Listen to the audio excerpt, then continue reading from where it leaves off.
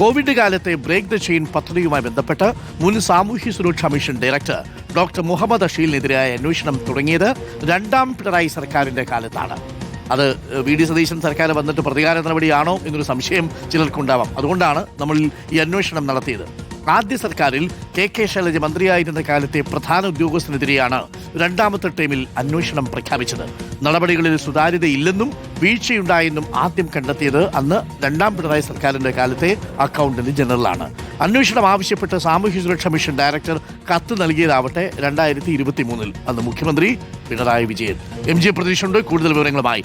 M G Pratheesh, അപ്പോൾ അത് UDF സർക്കാരിന്റെ കാലത്ത് മുഹമ്മദ് അഷീലിനും കെ ശൈലജയ്ക്ക് ഇട്ടുകൊടുത്ത പണിയല്ല.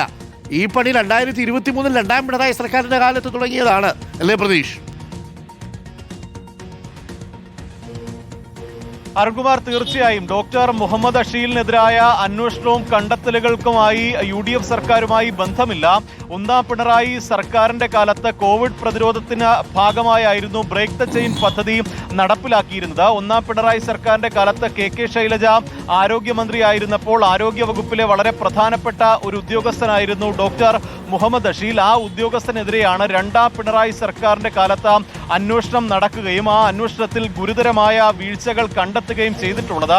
അന്നത്തെ സാമൂഹിക നീതി വകുപ്പ് മന്ത്രിയായ ആർ ബിന്ദുവിന്റെ അധ്യക്ഷതയിൽ ചേർന്ന ഗവേണിംഗ് ബോഡിയാണ് ഇതുമായി ബന്ധപ്പെട്ടുള്ള അന്വേഷണത്തിന് അനുമതി നൽകിയത്. പിന്നീടാണ് ധനകാര്യ വിഭാഗം പരിശോധന നടത്തിയത്. 2024 സമയത്ത് 7 ദിവസം പൂജപ്പുര സാമൂഹ്യ സുരക്ഷാ മിഷൻ ഓഫീസിൽ നേരിട്ടെത്തിയാണ് പരിശോധന നടത്തിയത്. ആ പരിശോധനയിലാണ് വലിയ ക്രമക്കേടുകൾ നടന്നിട്ടുണ്ട് എന്ന് ബോധ്യപ്പെട്ടത്. കാരണം ഇതുമായി ബന്ധപ്പെട്ട പല ബില്ലുകളും വൗച്ചറുകളും ഹാജരാക്കിയിട്ടില്ല. 4.8 കോടി രൂപയാണ് ഈ പദ്ധതിക്കായി ആകെ ചെലവായതെന്ന് പറയുന്നു. പക്ഷേ ഇതിന്റെ കൃത്യമായ കണക്കുകൾ ഹാജരാക്കാൻ കഴിഞ്ഞില്ല എന്നതടക്കമുള്ള കാര്യങ്ങളാണ് ഈ ധനകാര്യ പരിശോധന റിപ്പോർട്ടിലുള്ളത്. ഒപ്പം ഈ ചിലവുകളൊക്കെ തന്നെ വലിയ അപാകതകൾ ഉണ്ട് എന്ന് കൂടി ഈ റിപ്പോർട്ട് കണ്ടെത്തി. മാത്രമല്ല ഉദ്യോഗസ്ഥനെതിരെ വകുപ്പ് തല അച്ചടക്ക നടപടി സ്വീകരിക്കണമെന്ന ശുപാർശ കൂടി നൽകിയിട്ടുണ്ട്. അതുകൊണ്ട് തന്നെ വളരെ ഗുരുതരമായ കണ്ടെത്തലുകളും വളരെ ഗുരുതരമായ അച്ചടക്ക നടപടിക്ക് കൂടിയാണ് ശുപാർശ ചെയ്തിരിക്കുന്നത്. എന്തായാലും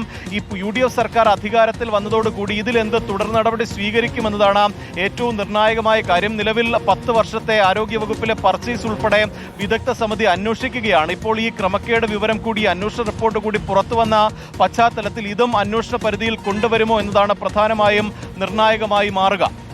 ഓക്കെ, താങ്ക് യു. പ്രതീക്ഷാണ് വിവരങ്ങൾ നൽകിയത്. അപ്പോൾ വെറുതെ കെ മുരളീധരനെ തെറ്റിദ്ധരിക്കാൻ നിൽക്കണ്ട. ഇത് 2023 വന്ന പണിയാണ്.